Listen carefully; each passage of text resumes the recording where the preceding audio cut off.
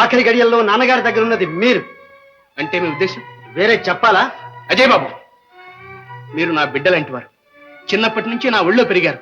నా రక్త మాంసాలు వచ్చి మీ కుటుంబానికి సేవ చేశాను. దానికి ఇదా ప్రతిఫలం? ఆగండి, ఎందుకు అలా ఉద్రేకపడతారు? Andhra bank here. Yes, agent speaking. ఆ గాయమేమో పూర్తిగా మానిపోయింది ఏజెంట్ గారు, కానీ సంతకం చేస్తే కొంచెం తేడా కనిపిస్తోంది. అదే ఇబ్బంది లేదు భానుజీ గారు. స్పెసిమెన్ సిగ్నేచర్ ఫార్మ్స్ పంపిస్తాను. అజయ్ బాబు గారితో మళ్ళీ సంతకాలు చేయించి పంపించండి. అలాగే అలాగే పంపించండి. థ్యాంక్స్. నమస్తే. నమస్తే భానుజీ బాబుజీ. నమస్తే ధనిరామ్ సేఠ్ జీ. నమస్తే. అయ్యే అయ్యి అవతారం. ఒకరిని పిలిస్తే ముగ్గురు తగలంటారే. మాకిదొక కర్మ సేఠ్జీ. మా ఆఫీసులో ముగ్గురు అవతారాలు వెలిశారు. శేషావతారం, కూర్మావతారం, వరాహావతారం.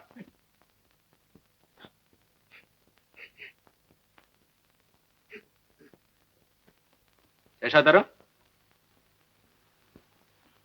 మొన్న ఒక డాక్యుమెంట్ టైప్ చేయించి పెట్టాను. ఏది అది బెటర్. నీ తాపత్రయం గాని ఏమన్నా వినపడి చస్తుందిరా. తప్పు కోరను. పెద్దవాళ్ళు ఏదో విషయాలు లోపల మాట్లాడుకుంటూ ఉంటారు, అని వినకూడదు. మరి మీరొకరు నోరిప్పు తీసి నీతులు చెబుతారు. అది కాదండి, మన మేనేజర్ గారు ధనీరామ్ శెట్టి గారితో అప్పు బేరాలాడుతున్నారు కదా, అందులో తమ తాంబూలం ఖర్చు ఎంత రాబడుతున్నారా అని. 5 పిల్లి కూనలకు తక్కువ ఉండదు. పిల్లి కూనేమిటి, ఆ మాత్రం తెలియదటయ్యా. పిల్లి కూన అంటే 1,000. అది వ్యాపార పరిభాష. అయితే శేషం గారు, ఇందులో తమ తాంబూలం ఖర్చు అర్ధ పిల్లి కూనైనా ఉంటుందే అని. మీరు ఆఖరి మాట వినండి సేఠ్జీ. వడ్డీ 12 రూపాయలు రాయిస్తాను, అది హెచ్చదు. అందులో నా తాంబూలం ఖర్చు 2 రూపాయలు, ఇది తగ్గదు. ఏ తాంబూలం ఉన్నారు కదా సార్, తెచ్చాను. పెద్ద మనుషులతో వ్యవహారం మాట్లాడుతున్నప్పుడు లోపలికి రావద్దని ఎన్నిసార్లు చెప్పాను? పొరపాటు సార్. భానుజీ సాబ్, మీరు చెప్పేది నాది ఎప్పుడు ఒకటే మాట ధనీరామ్జీ. బేరమాట అంటేనే నాకు అసహ్యం. దర్జాగా ఉండండి సేఠ్జీ, న్యాయంగా హుందాగా వ్యవహరించండి. ఏకీ బాత్ అంటారు. అచ్చా, డాక్యుమెంట్ రాయించి అజయ్ బాబుతో దస్కత్ చేయించండి. భానుజీ గారు, ఇంత వడ్డీ ఏమిటి, ఈ ఫ్యాక్టరీ తనఖా ఏమిటి? ఈ ఏర్పాటు నాకేం ఇష్టం లేదు. నాకు మాత్రం ఇష్టమా అజయ్ బాబు? మనసులో చాలా బాధగానే ఉంది. రేపటిలోగా 1,50,000 ఇన్కమ్ ట్యాక్స్ కట్టాలి. ఎక్కడి నుంచి తీయగలం? మీరే ఆలోచించండి. ఇందులో ఆలోచించేది ఏముంది? ఇంట్లో డబ్బు లేకపోవచ్చు, కానీ బోలెడంత జవహరి ఉండాలిగా. అమ్మగారి నగలు తప్ప మరే ఉన్నాయి? అవే అమ్మేద్దాం. అమ్మగారి నగలు అమ్మడమా? ఏ ఆక్షేపణ ఏముంది? ఉందే జయబాబు. ఈ ఇంటికి కాబోయే కోడలి కోసం ఆ నగలు దాచి ఉంచామని నాన్నగారు ఎప్పుడూ అంటూ ఉండేవారు. ఇప్పుడేదో మన తాత్కాలికమైన ఇబ్బందుల్లో పవిత్రమైన వారి ఆశయాన్ని చక్రవడ్డీలకు అప్పులు తెచ్చి వంశగౌరవాన్ని తాకట్టు పెట్టడమే వారి ఆశయం అంటారా? శివ శివ, ఎంత మాట! అయినా ఆ నగలు నాన్నగారి గదిలో ఉన్నాయి. వారి సంవత్సరీకాల తరువాతగా నా గదులు తెరవడానికి వెళ్ళలేదు. ఈలోగా తెరిస్తే అరిష్టం. ఆ వచ్చే అరిష్టం ఏదో నేనే భరిస్తాను. పెద్దవాడిని చెప్తున్నాను, సాహసం వద్ద జయబాబు. ఏం పర్వాలేదు, మీరు వెళ్ళి వెంటనే గదులు తెరిపించండి. క్షమించండి, అలాంటి పనులు నా చేత చేయించకండి. సరే, అయితే నేనే స్వయంగా చూస్తాను.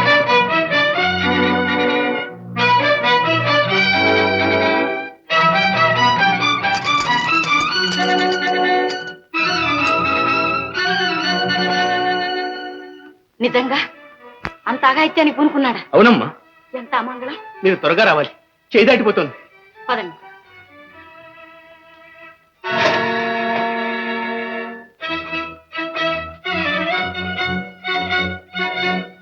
అజయ్,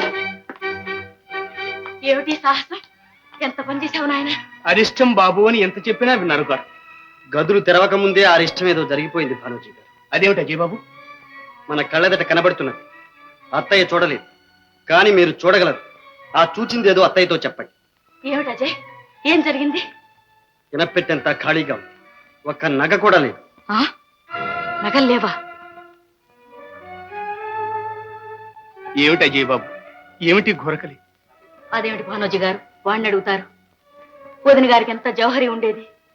అన్నయ్య చేయించినవి తరతరాల నుంచి ఉన్నవి పెట్టి నిండా ఉండేవి. ఏమైనట్లు? అదే నాకు అర్థం కావట్లేదమ్మా. ఎంత బంగారం, ఎన్ని వజ్రాలు! అన్నీ మంచులాగా కరిగిపోయాయా, రెక్కలు చెగిరిపోయాయా? మీకు తెలియకుండా ఏదీ జరిగి ఉండదు. అజయ్ బాబు, ఉద్రేకపడకండి.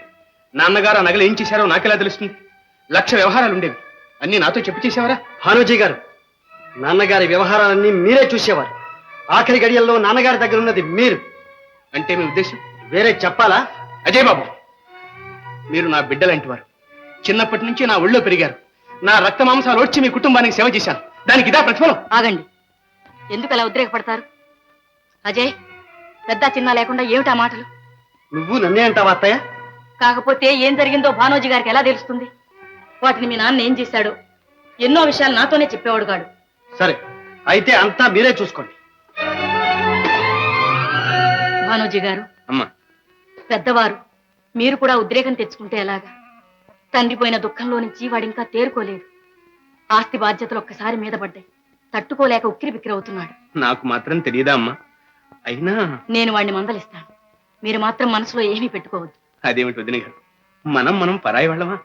తన యావత్ జీవితాన్ని ఇంటి శ్రేయస్సుకే ధారపోస్తున్న శ్రీ భానోజీరావు ఏకైక పుత్రిక అయిన కుమారి సరళ నా ఇంటి కోడలు కావాలి నా కడసారి కోరిక. ఆ?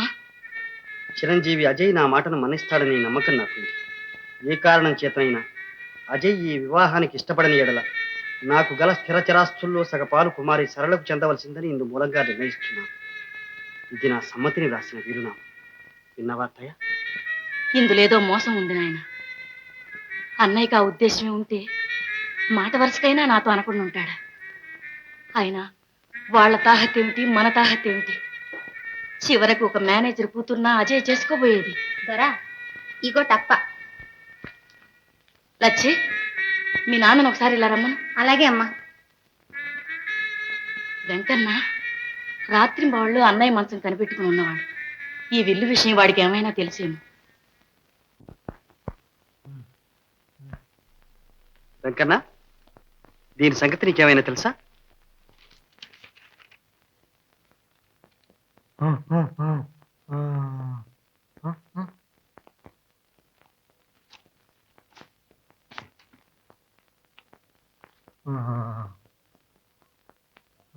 దొరా పెద్దర సోయలేక పడినప్పుడు బానోజీ దర్గిసంటు కాగితవాద తెచ్చిండంట. మరి అందుట్లా రాతి గీత యాది లేకుండానంట. కానీ ఆ ఉత్త కాగితంలే దస్క తెట్టించుకుని పోయిండంట. సరే, వెళ్ళండి. ఇప్పుడేమంటావు అత్తయ్య? భానోజీ పరమ దుర్మార్గుడే కావచ్చు, కానీ తొందరపడితే మనకే నష్టం. మన వ్యవహారాల ఆయువు పట్లన్నీ అతని చేతుల్లో ఉన్నాయి. పరిస్థితులు అదుపులోకి వచ్చేంత వరకు అతనితో సన్నిహితంగానే ఉండడం మంచిది నాయన. వీలైనంత వరకు విషయాలన్నీ నువ్వు స్వయంగా చూసుకోవడం మంచిది. అలాగే అత్తయ్య. మీనా, టైం అయిపోయింది. క్యారియర్ సర్దేశావా? ఇదిగో ఒక క్షణం, వంట అయిపోవచ్చింది. త్వరగా.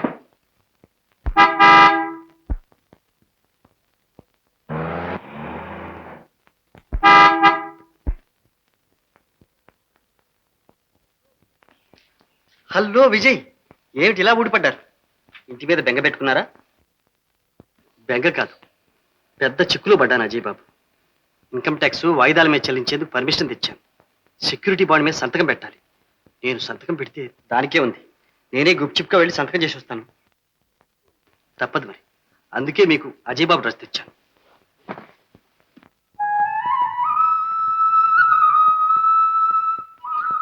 అయితే అజయ్ బాబు, దారిద్ర్యపు జీవితం ఎలా ఉంది? సగం దరిద్రం తీరిపోయింది. ఇప్పుడు శ్రీవారు ఉద్యోగం చేస్తున్నారు. ఉద్యోగం కృష్ణా గ్యారేజ్ వర్క్స్ లో మెకానిక్. బాగుంది. అక్కడంత ఐశ్వర్యం పెట్టుకుని ఇక్కడ మెకానిక్ గా పనిచేస్తున్నారన్నమాట. మిమ్మల్ని చూసి సంతోషించాలా, జాలిపడాలా? అభినందించాలి. అమెరికాలో 3 ఏళ్ళు ఇంజనీరింగ్ చదివాను. ఎందుకు వృధా పోవాలి?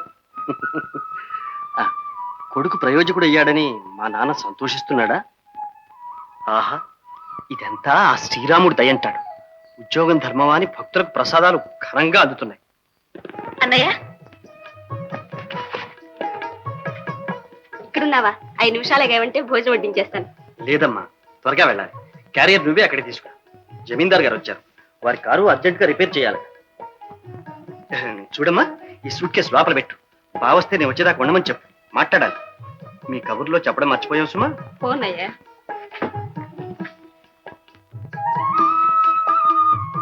అజయ్ బాబు, అయితే మా చెల్లెలి కాపురం సరిదిద్దారన్నమాట. మీ మేలు మర్చిపోలేను. నా జీవితాంతం మీకు రుణపడి ఉంటాను. నిజంగా మా చెల్లెమ్మ అదృష్టవంతురాలు. నో, మీ చెల్లెలు కాదు, నా చెల్లెలు. ఇప్పుడు మీనా ఎంత ఆనందంగా ఉందనుకున్నారు? ఉండదు మరి, ఇంత మంచి అన్నయ్య దొరికాక. తెలుగు వన్